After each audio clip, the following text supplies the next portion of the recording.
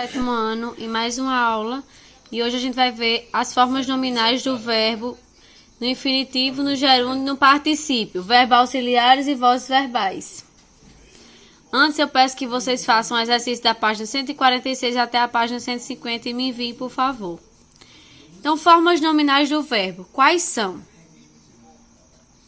As formas nominais do verbo derivam do tema radical mais vogal temática.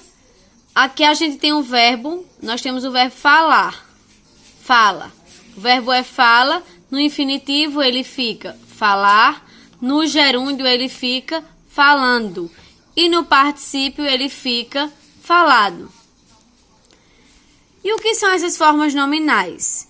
Os verbos possuem formas que são nominais por si só e não expressam nem o tempo nem o modo verbal.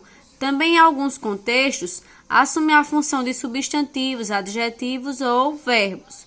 O jantar está preparado. Jantar, substantivo. Eu vou jantar. O verbo em ação é jantar.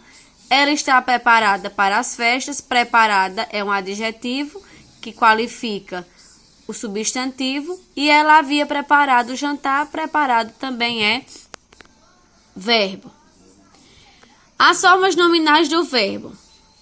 Como eu disse a vocês, estudar vai terminar em o verbo no infinitivo, aliás, que é o verbo é estuda. No infinitivo fica estudar. O infinitivo termina sempre com R. Estuda, no gerúndio, termina sempre com NDO. E estudado, no particípio, termina com DO. Estudado. Estuda, estudado. Então, as formas nominais do verbo estudar, do verbo estuda. No infinitivo, estudar. No gerúndio, estudando. E no particípio, estudado. As formas nominais do verbo, ela pode ser no infinitivo, que comporta-se por um substantivo e dá seu nome ao processo verbal. O infinitivo, ele pode ser impessoal, que não admite variação da pessoa nem do sujeito, e a presença a desinência R, amar, vender, partir.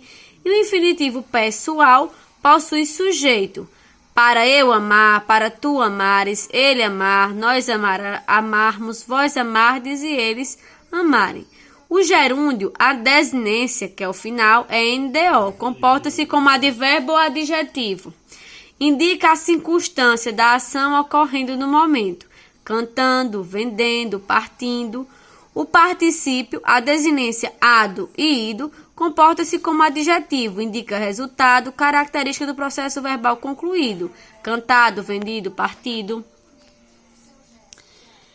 As formas nominais do verbo, infinitivo impessoal, que nós vimos, infinitivo pessoal, e possuem indicações de número e pessoa, o gerúndio e o particípio. Lembram que nas aulas a gente falava muito dessa primeira conjugação, né? O verbo canta, a primeira conjugação termina em AR, a segunda conjugação é R e a terceira conjugação IR. Percebam que em todos permanece o radical e acrescenta-se a desinência, ou no infinitivo impessoal ou pessoal, no gerúndio ou no particípio. No livro de vocês tem algumas tabelas da página 140 até a página 144, onde vocês podem ter acesso a essas conjugações, certo?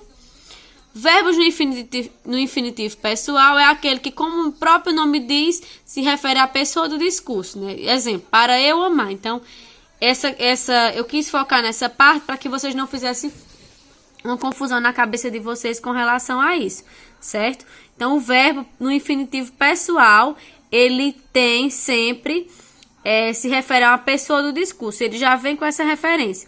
Já no infinitivo impessoal, ele já vem cantar, vender, partir, ele vem da forma direta. Aqui também, né, outro exemplo que vocês podem ter, né, do infinitivo pessoal flexionado. Seria bom que vocês estudarem mais, é importante aprender bem a gramática. Era preciso vocês, vejam que tem sempre a pessoa do discurso. E outros exemplos assim. A classificação dos verbos. Estão lembrados que os verbos podem ser irregular e irregular, de primeira conjugação, segunda e terceira, e os verbos irregulares. Porém, a gente vai falar um pouquinho sobre o verbo auxiliar. O verbo auxiliar surge antes de um verbo principal ou de um verbo copulativo e de forma com ele um complexo verbal. Exemplos de verbos auxiliares: ter, ser, ir, estar, ficar, poder. Eu vou pintar a casa, complexo verbal. O trabalho foi realizado, complexo verbal. Foi do verbo ir, né? Tu has de ajudar na pintura, também aí, né? Estar ajudando, né? Não tenho tido tempo para ir ao cinema, tenho do verbo ter. Nesse processo de verbo, a gente vai fixar também um pouquinho nas vozes verbais, que mais na frente vocês vão ver detalhadamente. Só que nesse momento é interessante que vocês saibam o que são vozes verbais. São pessoas da quais se fala. Então, voz de quem se fala. Voz ativa, o sujeito é agente da ação, atividade do Estado. Veja os exemplos. A vida ensina muitas lições. Eu estou feliz. Corri durante todo o verão. Já na voz passiva, o sujeito é paciente da ação verbal. A voz passiva ela pode ser dividida em essas vozes aqui. Voz passiva analítica, voz passiva pronominal ou sintética. E a voz reflexiva, o sujeito é ao mesmo tempo agente e paciente da ação. Exemplos: ele cortou-se com a faca, ela arrumava-se para o namorado. Ativa é o agente da ação, quem pratica. Voz passiva é o paciente e voz reflexiva é o sujeito ao mesmo tempo. Pode ser os dois. Aqui é quem pratica, aqui é quem recebe e aqui pode ser os dois. Tanto quem pratica quanto quem recebe a ação. Certo? Eu aguardo as atividades de vocês. No mais, qualquer coisa é só tirar dúvida comigo no privado, tá bom? Obrigada e até o próximo vídeo.